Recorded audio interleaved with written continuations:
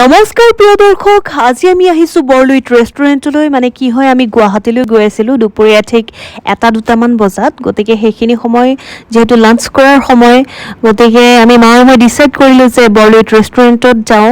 আৰু সেনেকৈ আহি পেলাই বহিলোঁ। আৰু চাওকচোন, ৰ'দটো ইমান ধুনীয়াকৈ পৰিছে। আৰু এয়া বায়ে মেনু চাই আছে কি অৰ্ডাৰ দিব। যিহেতু দুপৰীয়া সময়, গতিকে আমি থালি খুৱাই ডিচাইড কৰিলোঁ। আৰু এয়া পিঁয়াজ, জলকীয়া, নেমু দি দিলে খুব সুন্দৰকৈ।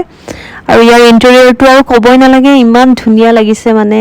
আৰু ইয়াৰ যিসকল কৰ্মচাৰী আছে তেখেতসকলৰ ড্ৰেছ আপবোৰ ইমান বেছি ভাল লাগে।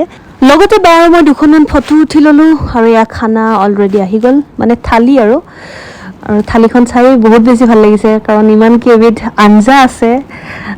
সেইকাৰণে খুব বেছি ভাল লাগিলে, চাই ভাল লাগিছে, খোৱাতকৈ চাই মোৰ বেছি ভাল লাগিছে।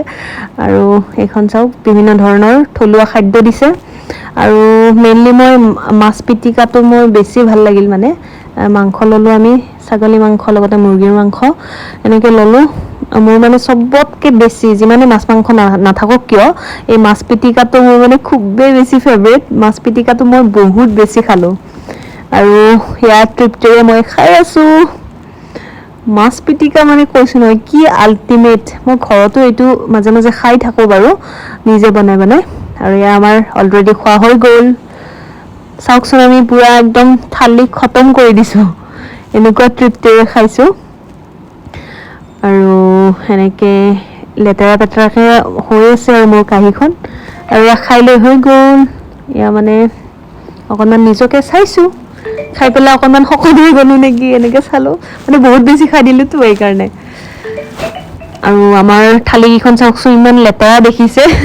চব খাই লৈ হোৱাৰ পিছত এনেকৈ এতিয়া ঘৰমুখে ৰাওনা হ'লোঁ।